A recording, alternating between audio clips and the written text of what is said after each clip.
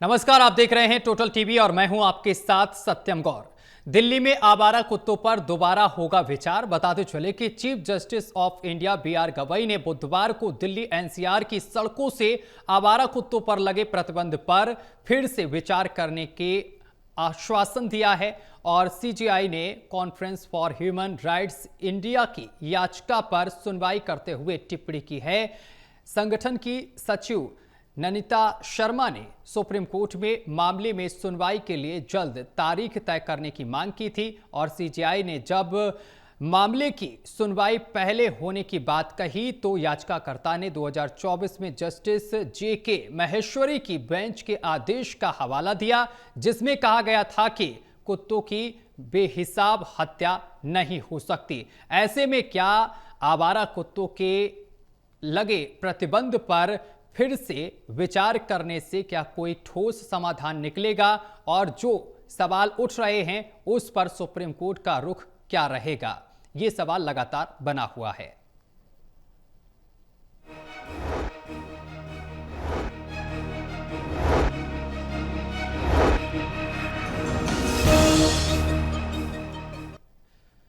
Delhi NCR के आवारा कुत्तों पर सुप्रीम कोर्ट ने वरिष्ठ वकील की याचिका पर दोबारा विचार करने की बात कही। फिल्म सितारे भी कोर्ट के आदेश पर सवाल उठा रहे थे। इसी पर देखिए हमारी खास रिपोर्ट।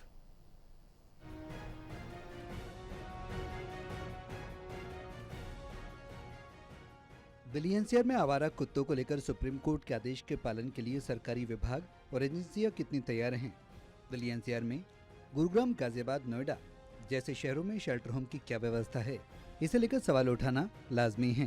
दिल्ली नगर निगम का साफ कहना है कि वो बाकी सरकारी विभागों के साथ मिलकर सुप्रीम कोर्ट द्वारा आवारा कुत्तों को पकड़कर शेल्टर होम में रखने का आदेश का पालन करने की बात कही है। जो माननीय सुप्रीम कोर्ट का जो ऑर्डर आया उसका हम स्वागत करते हैं। उस जजमेंट के लिए हम जज साहबान को धन्यवाद करते हैं कि हमें जजमेंट पढ़कर ऐसे लग रहा था कि जैसे ये जजमेंट दिल्ली की जनता ने लिखी हो, जनता के लिए लिखी हो, जनता की पीड़ा सुप्रीम कोर्ट तक गई और उसके अकॉर्डिंग ये लिखा गया। तो हम 100% सुप्रीम कोर्ट का जो ऑर्डर है उसका पालन करेंगे। गुरुग्राम नगर निगम के संयुक्त आयुक्त डॉक्टर प्रीतपाल सिंह का कहना है कि सुप्रीम कोर्ट के आदेश का पालन कराने के लिए गुरुग्राम में शेल्टर होम नहीं है। ऑनरेबल कोर्ट ने जो डिसीजन दिया है, जो ऑर्डर है, उसकी कॉपी अभी नहीं मिली है और ऑर्डर की कॉपी जैसे ही मिलेगी तो ऑर्डर को पढ़ा जाएगा और ऑनरेबल कोर्ट ने जो ऑर्डर किया है उसकी पालना सुनिश्चित की जाएगी। और यदि इस तरह के कोई शेल्टर होम वगैरह बनाने का कहा है ऑनरेबल कोर्ट ने, तो हमारी कोशिश होगी कि जल्दी से जल्दी लैंड आइडेंटिफाई करके और प्रॉपर इंफ्रास्ट्रक्चर तैयार किया जाए। अभी निगम की तरफ से कोई एज सच इतना बड़ा शेल्टर होम नहीं है कि जिसमें मतलब कि 1000 के करीब हम रोक सकें। अभी हमारे पास 2 एबीसी सेंटर चल रहे हैं, तो उसमें उन्हीं डॉग्स को लाया जाता है जिनको स्टरलाइजेशन या वैक्सीनेशन या ट्रीटमेंट देना हो। हरियाणा के मुख्यमंत्री ने स्पष्ट किया कि फरीदाबाद और गुरुग्राम में सुप्रीम कोर्ट के आदेश का पालन किया जाएगा। नहीं, माननीय सुप्रीम कोर्ट का जो फैसला आता है हम उसको गंभीरता से लेकर के उसको लागू करते हैं, क्योंकि माननीय सुप्रीम कोर्ट का कोई भी फैसला हमारे लिए है या माननीय कोर्ट का कोई भी फैसला हमारे लिए है, हम उसको डॉक्टर भीमराव अंबेडकर जी के उस पवित्र संविधान को देखते हैं कि उसको हमने लागू करना है। ग्रेटर नोएडा प्राधिकरण के अधिकारियों का कहना है कि आवारा कुत्तों को पकड़कर उन्हें शेल्टर होम में रखने के लिए 5 नए शेल्टर होम बनाने के लिए जल्दी टेंडर प्रक्रिया शुरू की जाएगी। यहाँ पर पहले से भी तमाम शिकायतें सोसाइटियों से मिल रही थी। इस पर हम लोगों ने पहले से ही कार्रवाई शुरू कर दिया था डॉग सेंटर बनाने के लिए और वो हमारी प्रक्रिया अंतिम चरण में है। स्वीकृति के लिए फाइलें जा रही हैं। उम्मीद मैं करता हूँ कि आज ही मेरी फाइल जा रही है, जिसमें देख भी रहे हैं आप कि हमारे यहाँ वही काम हो रहा है और बहुत जल्दी हम लोग टेंडर प्रक्रिया में जा रहे हैं डॉग सेंटरों को बनाने के लिए, जिससे माननीय उच्चतम न्यायालय का आदेश का पालन भी हो जाएगा और यहाँ की समस्या का भी समाधान होगा। तमाम एजेंसियां सुप्रीम कोर्ट के आदेश पर अमल करने की बात कह रही हैं, लेकिन क्या आवारा कुत्तों की समस्या का समाधान हो पाएगा या फिर वकील की याचिका पर, जिसमें याचिकाकर्ता ने कोर्ट के सामने animal birth control dog rule का पालन न करने की बात कही, इस पर सुप्रीम कोर्ट अपने आदेश पर पुनर्विचार कर आवारा कुत्तों को सड़कों से हटाने को लेकर कोई वैकल्पिक रास्ता दिखाएगा ये देखना भी अपने आप में काफी दिलचस्प होगा। Delhi news bureau, total TV.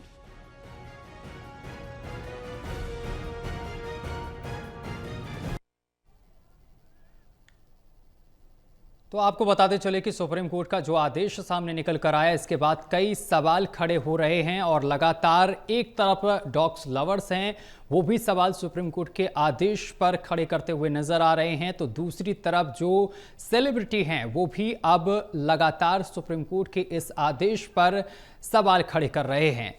तो सुप्रीम कोर्ट के आदेश पर लगातार सवाल खड़े करे जा रहे हैं। सुप्रीम कोर्ट ने आवारा कुत्तों के आतंक को गंभीरता से लेते हुए दिल्ली एनसीआर में उन्हें हटाने और आश्रय स्थलों में रहने के आदेश दिए हैं। कोर्ट ने कहा है कि बाधा डालने वालों पर सख्त कार्रवाई होगी और सभी इलाके कुत्तों से मुक्त होने चाहिए।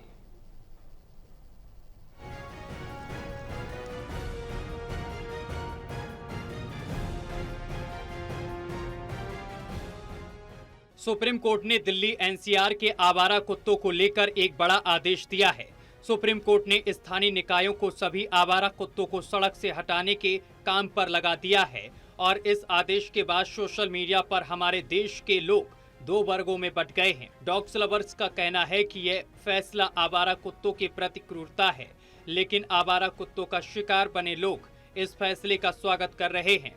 सबसे पहले तो ये जानने की जरूरत है कि सुप्रीम कोर्ट ने आवारा कुत्तों को लेकर क्या निर्देश दिए हैं और इसकी जरूरत क्यों पड़ी। सुप्रीम कोर्ट ने आवारा कुत्तों के हमलों, रेबीज के बढ़ते मामलों और उनसे होने वाली मौतों की वजह से 28 जुलाई को इसका स्वतः संज्ञान लिया था। सुप्रीम कोर्ट ने सुनवाई के बाद दिल्ली एनसीआर के प्रशासनिक अधिकारियों से कहा कि सड़क पर घूमने वाले सभी आवारा कुत्तों को तुरंत पकड़ा जाए, उनकी नसबंदी की जाए और फिर उन्हें डॉग्स शेल्टर्स में रखा जाए। इसके लिए अधिकारियों को 8 हफ्ते यानी कि 2 महीने का वक्त दिया गया है। इस दौरान स्थानीय नगर निगमों को डॉग शेल्टर्स भी बनवाने होंगे, उनमें आवारा कुत्तों को रखना होगा। कोर्ट ने ये भी कहा है कि हर दिन आवारा कुत्तों को पकड़ने का रिकॉर्ड मेंटेन किया जाए और कोई भी आवारा कुत्ता दोबारा सड़क पर न छोड़ा जाए। कोर्ट ने स्थानीय निकायों से कहा है कि आवारा कुत्तों की शिकायत मिलने पर 4 घंटे के अंदर कार्रवाई होनी चाहिए।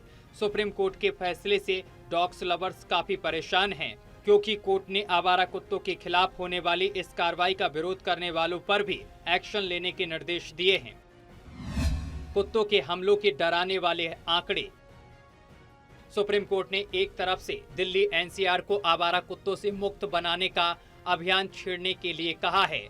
अब सवाल यह है कि कोर्ट ने अचानक सुनवाई करके आवारा कुत्तों को हटाने के आदेश क्यों दिए। दरअसल पिछले कुछ वर्षों में आवारा कुत्तों के बढ़ते हमलों और रेबीज से मरने वाले लोगों की संख्या बढ़ी है। पिछले साल यानी कि साल 2024 में कुत्तों के काटने के 37,17,336 मामले सामने आए थे। इन मामलों में 54 लोगों की रेबीज की वजह से मौत हो गई थी। इसी साल जनवरी में ही कुत्तों के काटने के 4,29,000 मामले सामने आए हैं। राज्यों के हिसाब से देखें तो जनवरी में सबसे ज्यादा करीब 56,000 मामले महाराष्ट्र में हुए। इसके बाद गुजरात में करीब 54,000, तमिलनाडु में करीब 49,000, कर्नाटक में 39,000 और बिहार में करीब 34,000 मामले सामने आए। इस लिस्ट में और भी राज्य हैं। बता दें कि कुत्तों के काटने के मामले इसलिए बढ़े हैं क्योंकि पिछले कुछ वर्षों में आवारा कुत्तों की संख्या भी बहुत तेजी से बढ़ी है। कुत्तों की संख्या को लेकर पिछली आधिकारिक गणना साल 2019 में हुई थी। 2 वर्गों में बटा समाज। आवारा कुत्तों पर सुप्रीम कोर्ट के रुख ने समाज को 2 वर्गों में बांट दिया है। इनमें एक हैं डॉग लवर्स, जो ये नहीं चाहते कि आवारा कुत्तों को पकड़कर शेल्टर होम में रखा जाए। दूसरे हैं वो आम लोग जो चाहते हैं कि आवारा कुत्तों को पकड़ा जाए और उन्हें शेल्टर होम में रखा जाए। दोनों वर्गों की अपनी अपनी दलीलें हैं। डॉग लवर्स कहते हैं कि आवारा कुत्तों के लिए शेल्टर होम की कमी है, इसलिए उन्हें पकड़ना गलत है, जबकि आम लोगों का कहना है कि आवारा कुत्तों को सड़क पर रहने की बजाय उन्हें फिलहाल अस्थायी शेल्टर होम में रखा जाए और फिर नए शेल्टर होम बनाए जाएं। ये कोई नहीं चाहता कि उनकी सोसाइटी, गली या मोहल्ले में ऐसे आवारा कुत्ते हों जो लोगों पर हमला करते हों। कई बार डॉग लवर्स को इसलिए भी विरोध का सामना करना पड़ा है क्योंकि वो आवारा कुत्तों को सड़क पर खाना खिलाते हैं, फिर यही आवारा कुत्ते वहां से गुजरने वाले आम लोगों पर हमला कर देते हैं। दिल्ली एनसीआर में ऐसी सड़कें, सोसाइटीज होंगी जिनके बाहर आवारा कुत्तों को खाना खिलाते लोग मिल जाते हैं। ये लोग खुद को डॉग लवर कहते हैं। इनका मानना है कि सड़क पर आवारा घूम रहे कुत्तों के भी अधिकार होते हैं, उन्हें भी भूख लगती है। इन डॉग लवर्स में से कईयों के पास पालतू कुत्ते भी होते हैं। देसी कुत्तों को पालने से बचते हैं लोग। कुत्तों के मामले में भारतीयों की कुछ पसंदीदा नस्लों में जर्मन शेफर्ड, लैब्राडॉग, गोल्डन रिट्रीवर, पग, बिगल, रॉटविलर, पिटबुल और सेंट बर्नार्ड हैं। ये सारे विदेशी नस्ल के कुत्ते हैं। हालांकि हमारे देश में कई लोग भारतीय नस्ल के कुत्ते भी पालते हैं, लेकिन ये नस्लें खास तौर पर अच्छी नस्ल कही जाती हैं, जैसे बकरवाल, बंजारा हाउंड, इंडियन मस्टिफिन, Himalayan sheep dog, Rampur grey hound और राजा पलमियन। लेकिन समस्या एक खास नस्ल की है जिसे देसी कुत्ता कहा जाता है। कोई भी डॉग लवर इस नस्ल के कुत्ते नहीं पालना चाहता है। देसी कुत्ता ही पूरे देश में पाए जाते हैं और जब भी देशी कुत्तों को पालने की बात आती है तो डॉग लवर पीछे हट जाते हैं। यही कारण है कि आवारा कुत्तों में इनकी संख्या सबसे अधिक है और अब जब इन्हें शेल्टर होम में रखे जाने की बात उठी है तो डॉग लवर सड़क पर उतर आए हैं। अब एक सवाल ये है कि क्या हमारे देश में 6 करोड़ देसी कुत्तों को रखने के लिए डॉग शेल्टर्स हैं? सच ये है कि हमारे देश में डॉग शेल्टर्स जैसी व्यवस्थाएं कागजों में तो हैं, लेकिन धरातल पर ऐसी व्यवस्था नहीं है। Special desk total TV. तो इसी मुद्दे पर चर्चा करेंगे। हमारे साथ मेहमान जुड़ गए हैं, नीरज तिवारी जी जुड़ गए हैं जो कि बीजेपी से प्रवक्ता हैं। सर, आपका बहुत स्वागत है टोटल टीवी पर। और कांग्रेस से प्रवक्ता भी हमारे साथ जुड़ गए हैं, दीपक कुमार शर्मा जी। सर, आपका भी बहुत स्वागत है। चर्चा की शुरुआत नीरज जी मैं आपके साथ करूंगा। नीरज जी, एससी के आदेश पर पुनर्विचार के बाद सरकार क्या नीति बनाएगी जिससे कि मानव और पशु दोनों की सुरक्षा हो सके? जी देखिए, कोर्ट का आदेश जो है वो सर्वोपरि है और आपने हमारी सरकार की भूमिका, हमारे मुख्यमंत्री की भूमिका स्पष्ट रूप से सुना ही होगा। तो कोर्ट के निर्णय में किसी तरह का कोई टिप्पणी करना उचित नहीं है, लेकिन जो मामला है कि देखिए जीव है, उनकी व्यवस्था हो रही है और व्यवस्था किया जाएगा। तो कुछ जो लोग डॉग लवर हैं उनकी कुछ ज्यादा उत्तेजना है, लेकिन मेरा मानना है कि इस तरह की कोर्ट के जो व्यवस्था है और कोर्ट के निर्णय पर किसी को भी क्वेश्चन नहीं उठाना चाहिए। अगर किसी को दिक्कत है तो उस दिक्कत के लिए वो स्वयं कोर्ट जाए। जी ठीक है। दीपक जी भी हमारे साथ जुड़े हुए हैं। दीपक जी, देखिए, नीरज जी का साफ कहना है कि कोर्ट के आदेश पर किसी को सवाल नहीं खड़े करने चाहिए। अगर किसी को प्रॉब्लम है तो वो कोर्ट का रास्ता अपना सकता है। दीपक जी आपको मेरा नमस्कार। जी आपको मेरा नमस्कार। आवाज आ रही है मेरी? जी बिल्कुल, नमस्कार। हेलो जी, आ रही है आवाज जी। तो ये जो मुद्दा है, एक अगर इसको एक सरसरी तौर पे देखा जाए बहुत छोटा सा मुद्दा लगता है, लेकिन एक बहुत बड़ा मुद्दा है, लोगों की भावनाओं से भी जुड़ा है। और जो इसमें आप देखेंगे डिफरेंस ऑफ ओपिनियन है। डिफरेंस ऑफ ओपिनियन दो दिखाई देते हैं। तो हमें क्या लगता है, माननीय न्यायालय का जो इसके अंदर ऑर्डर है, उस ऑर्डर के अंदर भी आज कुछ डेवलप जो बताए गए हैं हुआ, उसको देखना आवश्यक होगा भविष्य में कि उसमें क्या डेवलपमेंट आगे होते हैं।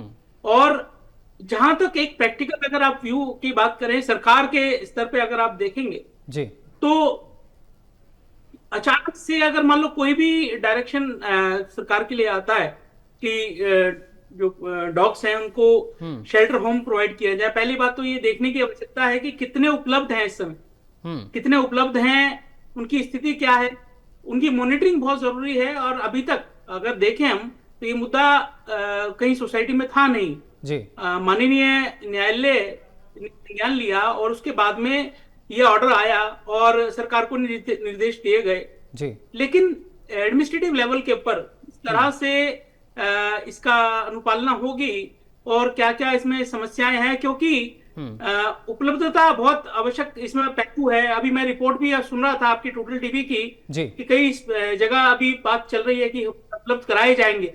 तो ये एक विषय इस तरह का है कि इम्प्लीमेंटेशन उसका ऑर्डर का हो, साथ साथ एक प्रैक्टिकल व्यू उसके अंदर देखा जाए और जो लोगों की भावनाएं हैं, भावनाओं को भी इसमें देखना आवश्यक है कि लोग इसके विषय में क्या सोचते हैं। और जो बात आती है सेफ्टी की, जो सेफ्टी कंसर्न भी है लोगों का, उसको भी इसमें देखा जाना चाहिए। तो एक ऐसा मुझे लगता है कि व्यू जो लिया जाए इसके अंदर, ऑनरेबल कोर्ट तो इसमें ऑर्डर दे चुके हैं और उसमें आज जो आप बताया, मैंने अभी रिपोर्ट पढ़ी इसके अंदर कि दोबारा इसके ऊपर कुछ हियरिंग हुई है और उसको रिकंसिडरेशन के ऊपर रखा गया। तो अगर ऐसा है तो हमें वेट करना चाहिए कि उसमें ऑनरेबल कोर्ट का आगे डायरेक्शन क्या आता है और सरकार के स्तर पर जब ये ऑर्डर आएगा उसके बाद में ही कमेंट करना उचित रहेगा कि सरकार क्या उसके अंदर कदम उठाए।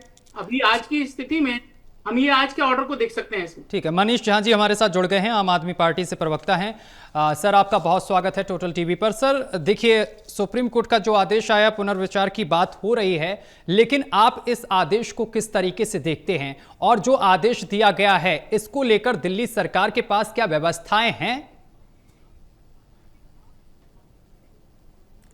टोटल टीवी के सभी पैनलिस्ट और सभी दर्शक को मेरा पुनः नमस्कार।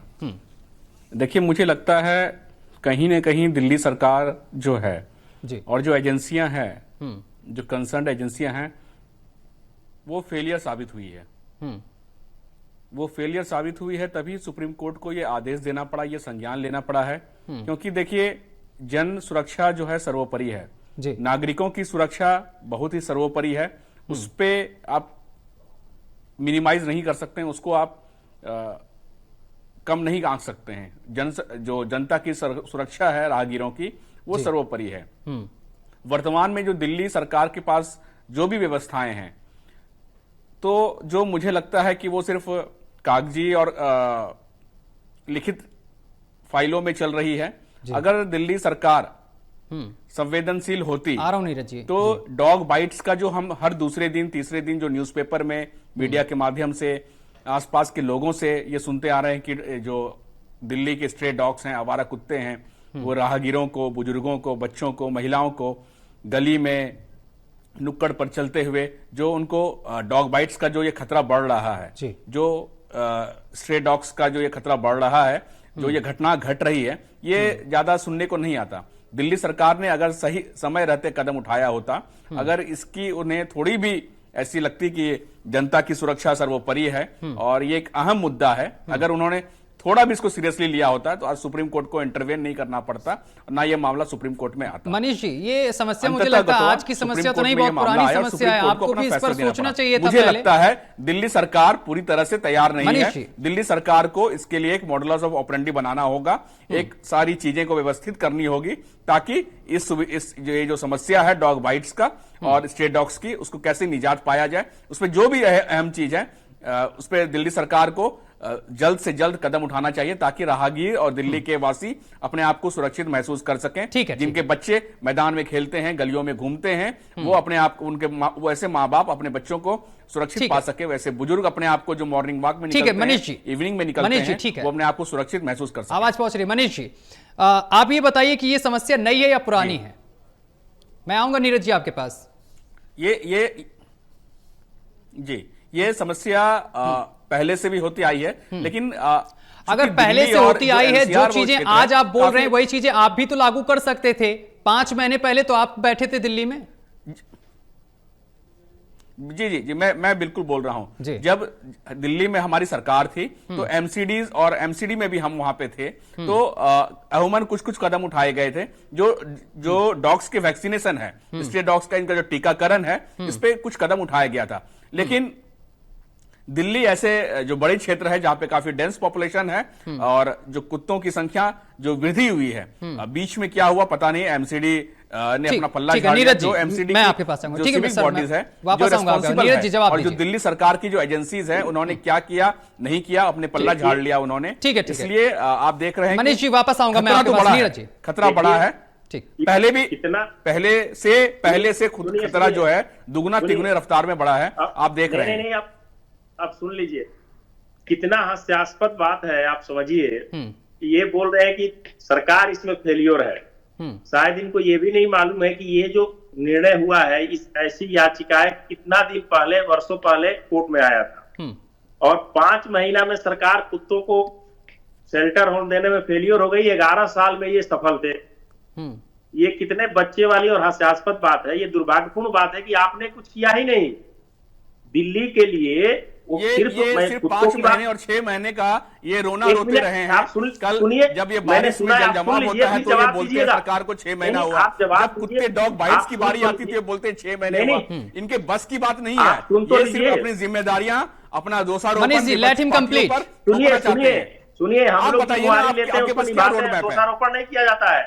आप सुनने की क्षमता 11 साल में क्या हुआ, 25 साल में उसकी बात ना करिए। वर्तमान में बैठे हैं, आपकी सरकार है, आप ये बताइए लाइव चैनल पे कि आपके पास क्या रोड मैप है, कैसे आप लोगों को सुरक्षित महसूस कराएंगे। ये मत बोलिए 5 महीना हुआ है, 6 महीना हुआ है। आप कैसे लोगों को सुरक्षित महसूस कराएंगे? आपकी सरकार के पास क्या रोड मैप है? जब आप सुन लेते पहले नीरज जी से, इसके बाद मैं आपके पास आऊंगा। मनीष जी कंप्लीट करने दीजिए नीरज जी को। जी बोलिए नीरज जी। मैं उनसे ये भी पूछूंगा कि रोड मैप क्या है आपके पास। आप सुनिए तो। जी बोलिए नीरज जी, कंप्लीट करिए। ये कि हर चीज पर आक्षेप लगा देते हैं, सरकार फेलियर है। सरकार कहीं फेलियर नहीं है। ये आप लोग 11 साल का फेलियर है, जिसका परिणाम हम लोग भोग रहे हैं, और उसको अक्षरशः सब चीजों को हम लोग करेंगे, ये भी तय है। हमारी मैनिफेस्टो में जो है पूरा करेंगे। मैं पहले भी कई बार बोल चुका हूं। और इस तरह की बातें मत किया कीजिए कि सरकार 5 महीना फेलियर, वो आप दे नहीं पाए। अरे पंजाब का कहेंगे तो मुंह बन जाएगा। अरे यार, क्या पंजाब में कितना दिए हो आप?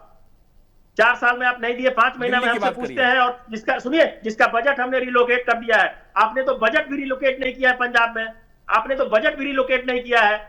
आपकी आतिशी जी जो मुख्यमंत्री थी, उन्होंने विधानसभा में बोला था कि 1000 हर महिला को दिल्ली में देंगे 2024-25 के बजट में। मनीष जी और नीरज जी मुद्दे से मत भटकिए सर, मुद्दे पर आइए सर, समय बहुत कम है हमारे पास। प्लीज जवाब दीजिए। मुद्दा को भटकाने की आदत है आम आदमी पार्टी। ठीक है नीरज जी, जवाब दीजिए। रोड मैप भी बताइए, क्या रोड मैप तैयार किया गया सरकार की तरफ से? शेल्टर होम के लिए कहां पर जगह चिन्हित की गई है? ठीक है सर, वापस आऊंगा। पंजाब में 1 रुपया दिए हैं क्या 4 साल में? ठीक है सर, नीरज जी जवाब दीजिए पहले, समय कम है, बहुत कम है समय सर। भ्रष्टाचारी आदमी उंगली नहीं उठा सकता। नीरज जी मुद्दे पर आइए। प्रचार किया हो वो उंगली नहीं उठा सकता। ज्ञान मत दें, आप रोड मैप बताएं। एक तो मुद्दा से रोड मैप दिखाएं ना, हम सभी जानना चाहते हैं नीचे हमें कैसे निजात मिलेगा इस समस्या से। गलत तरीका है ये। ठीक है नीरज जी, समस्या का समाधान कैसे होगा?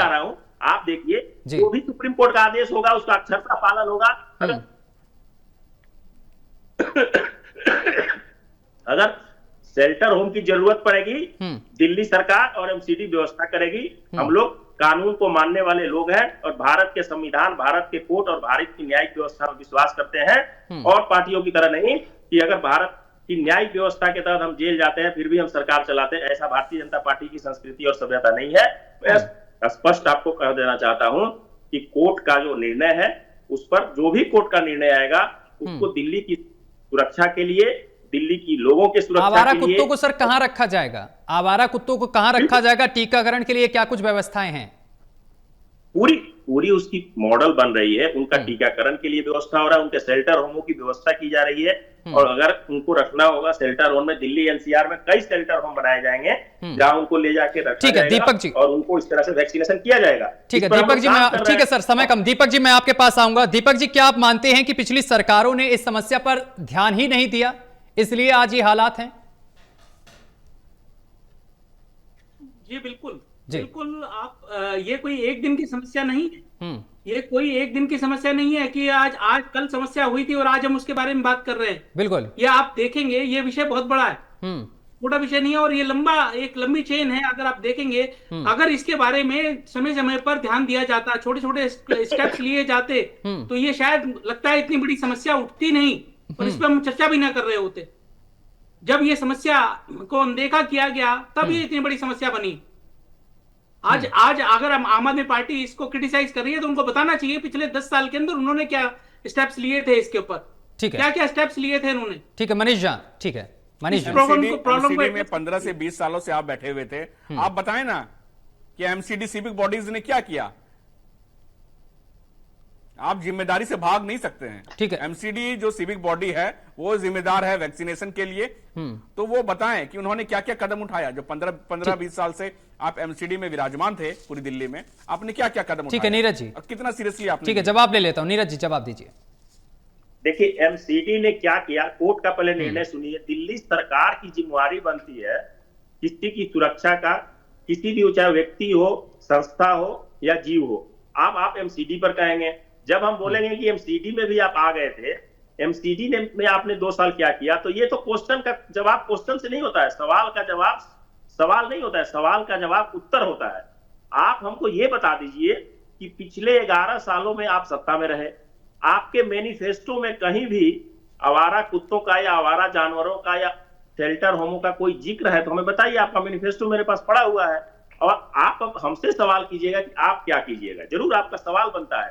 तो मैं आपको बताता हूं कि जैसे कोर्ट का ये निर्देश आया या कोर्ट का आदेश आया, उस पर हमारी सरकार विदिन 4 आवर के अंदर मीटिंग बुलाया गया, उस पर काम चल रहा है। और मैं आपको आश्वस्त करता हूं इस चैनल के माध्यम से कि कोर्ट का जो भी दिशा निर्देश, ठीक है सर, समय कम है, पालन करके, और उसमें ऐसा नहीं है कि जो डॉग लवर है उनको भी परेशानी नहीं होगी। हम लोग अच्छे शेल्टर होम की व्यवस्था करेंगे, उनकी वैक्सीनेशन की व्यवस्था करेंगे, और दिल्ली के लोगों की सुरक्षा के लिए, दिल्ली की महिलाओं की सुरक्षा के लिए और दिल्ली के बच्चों की सुरक्षा के लिए हमारे लिए सर्वोपरि प्रायोरिटी रहेगा ये चीज, उन लोगों को शेल्टर होम पहुंचाते। ठीक है, बहुत शुक्रिया आप तीनों का हमारे साथ जुड़ने के लिए और तमाम बातचीत करने के लिए। तो आपको बताते चले कि सुप्रीम कोर्ट ने आवारा कुत्तों के आतंक को गंभीरता से लेते हुए दिल्ली एनसीआर में उन्हें हटाने और आश्रय स्थलों में रखने के आदेश दिए हैं, जिसके बाद अब दिल्ली में सियासत भी इसी मुद्दे को लेकर शुरू हो गई है।